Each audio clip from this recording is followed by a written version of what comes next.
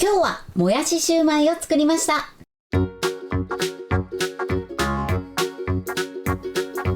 んにちは、料理研究家のゆかりです。このチャンネルはいろんな料理のレシピ、そして役立つ情報をご紹介していくチャンネルです。ぜひチャンネル登録して楽しんでみてください。今日はもやしシューマイを作りたいと思います。はい、ということで今回はシューマイの皮をもやしで代用してヘルシーなシューマイを作っていきたいと思います。蒸す時もですね、フライパンを使って簡単にできるのでとても手軽にできると思います。ところどころポイントがありますので、ぜひ最後まで楽しんでみてください。それではどうぞ。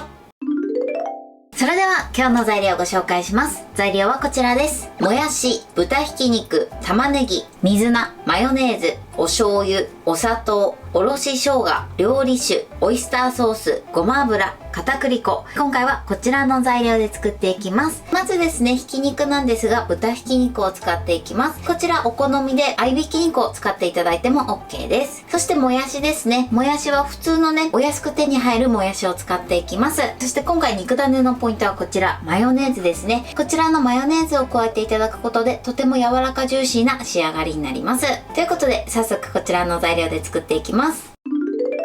それでは作っていきます。まずはじめに玉ねぎをみじん切りにします。みじん切りのやり方はやりやすい方法でやってください。はい、OK です。玉ねぎはできるだけ細かめにみじん切りしてください。そしたらね、こちらの玉ねぎを器に入れましょう。はい、そしてね、こちらの器にふんわりラップをかけて玉ねぎを軽く加熱します。電子レンジ 600W で40秒加熱してください。はい、加熱しました。そしたらラップを外します。そしてね、軽く広げて玉ねぎはね、しっかり粗熱を取りましょう。はい、OK です。こちらは必ず一番初めに行って、そしてしっかり冷ましておいてください。続いて肉種を作っていきます。まずはじめに豚ひき肉を入れてください。そしてね、何も入れない状態で一度こちらをこねていきます。そうするとね、お肉同士がよくくっついて形が崩れにくくなるのと、あとは肉汁をね、閉じ込めることができます。はい、OK です。そしたらここに調味料を加えていきます。まずお砂糖です。先にね、お砂糖だけ揉み込んでください。そうすることでお肉にコクが加わって美味しく仕上がります。こちらをですね、他の調味料と一緒に入れてしまうとお砂糖が中に入っていかないので、必ず一番初めに揉み込むようにしてください。そしたら残りの調味料を加えていきます。まず料理酒、お醤油、オイスターソース、そしてふわっとさせるマヨネーズ。あとね、マヨネーズを加えるとコクとまろやかさがプラスされます。ぜひ入れてみてください。そしておろし生姜、あとはごま油、そして片栗粉、あとは冷ました玉ねぎですね。こちらを加えます。そしてよくこねましょう。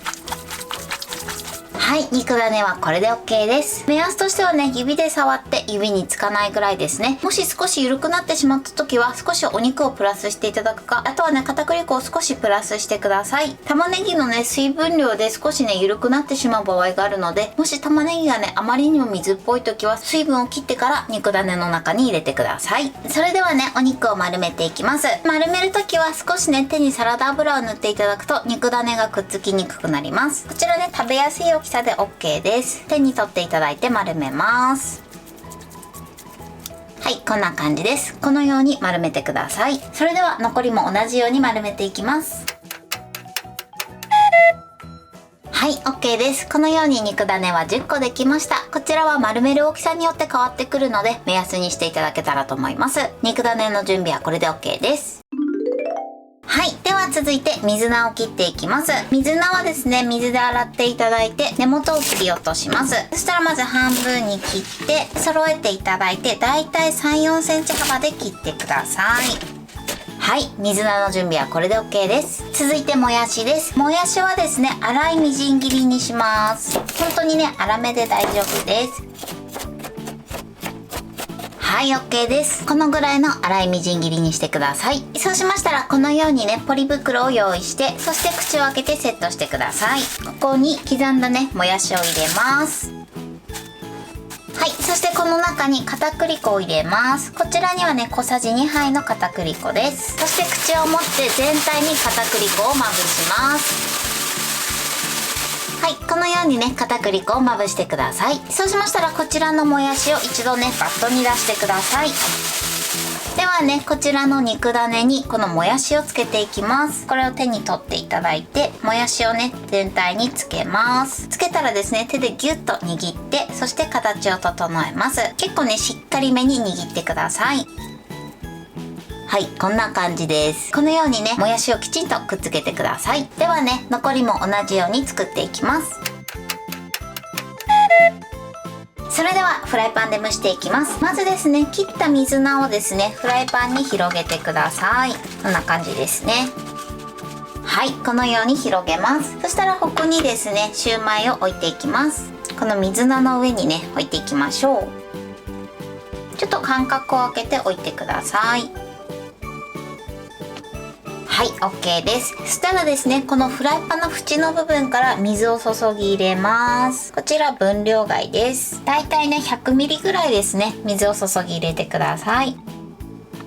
はい、そうしましたら蓋をして、そして火にかけます。火加減中火です。このままだいたい6分ほどですね、先ほど入れた水分がなくなるくらいまで蒸していきます。火加減は中火なんですけれども、ちょっと火が強すぎるなと思ったら弱めの中火ぐらいにしていただいて OK です。調整しながらね蒸していってください。ではまずね、このまま6分蒸していきます。はい、今6分経ちました。蓋を開けます。こんな感じで美味しそうに仕上がってます。でね、途中でもしね焦げそうになった時とか、水分がなくなってしまった時は少しね水分を足してください。そして必ず6分間は蒸すようにしてください。あとはね、もう火加減で調整して作ってみてください。それではお皿に盛りたいと思います。はい、これでもやしシューマイの完成です。こんな感じに仕上がりました。このようにもやしたっぷりでとてもジューシーな仕上がりになってます。お好みで酢醤油などにつけて召し上がってください。これで完成です。それでは早速いただきたいと思います。ではいただきます。とても柔らかですごく美味しいです。もやしのシャキシャキ感もいいですね。